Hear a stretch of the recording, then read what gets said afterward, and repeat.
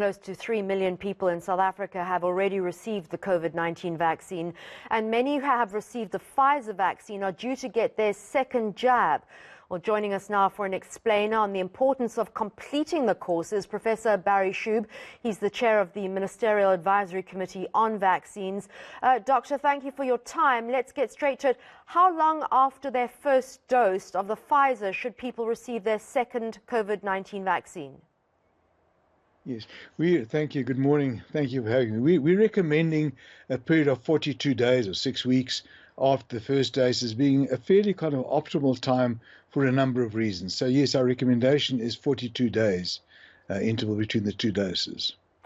Are people expected to rock up for that second vaccine? Do you think there's been enough education around the importance of completing the course?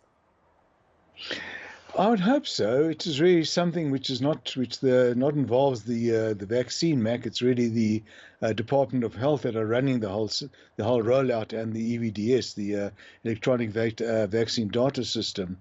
But I would hope that they would communicate adequately. In other words, people that have come for the first dose would be alerted to watch out for a notification to come back for the second dose, and that notification does work smoothly.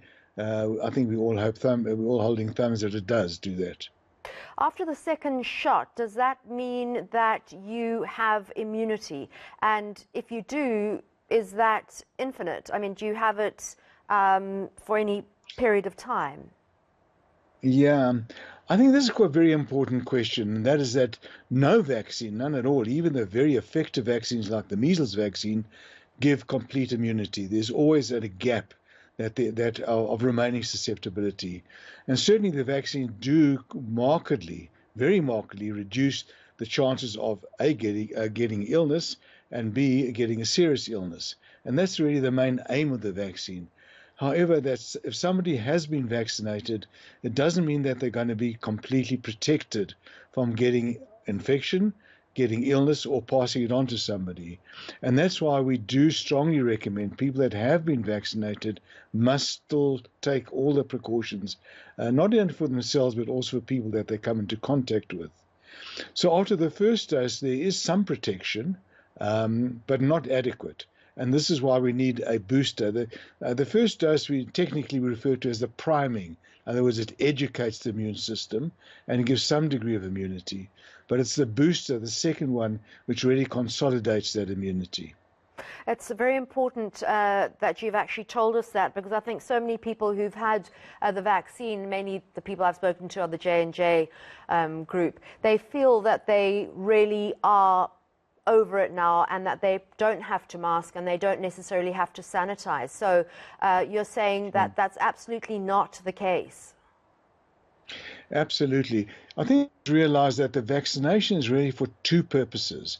The first purpose, and obviously the immediate purpose, is for personal protection. And as I mentioned, it does very significantly reduce your chances of getting serious illness. Doesn't completely eliminate them, but very significantly reduces them. That's for personal protection. The second aim is for community protection. In other words, that we do immunize enough people to stop this virus going around the community, stop this virus causing the epidemic. And only once we get community immunity at a significant level, then we can kind of dispense with all the precautions which are an encumbrance now and which we do need to have to stick with, unfortunately. Have you been receiving complaints of horrible side effects from people who've been taking the Pfizer or the J&J? Look, we do expect probably about a third or so of individuals, 30 to maybe 40% of people, will get what we call minor side effects. That's to be expected with all vaccines. We see it with the flu vaccine. We see it with many of the vaccines. A bit of a tenderness or pain in the arm. There may be a bit of low fever the next day, or feeling out of sorts, a kind of flu-y feeling. That's not uncommon. And probably about 30 to 40% of people will experience this with either of the vaccines, either Johnson or the Pfizer. But the more severe side effects, which are being very closely monitored, because this is a new vaccine, and we do need to know, is there any risk of more significant side effects? fortunately have been very, very rare. A UK study, doctors, found that the mixed jabbing of AstraZeneca and Pfizer appears to give good protection against COVID-19. Is the MAC looking into whether this is an option for us in South Africa? Yes, indeed. You know, the trials which were originally carried out and by which the vaccines were registered with the regulatory authorities, they obviously use the same vaccine. But this mixing, there's a technical term, we call it heterologous priming, which means a different one for priming and for boosting, does appear to be quite a good strategy.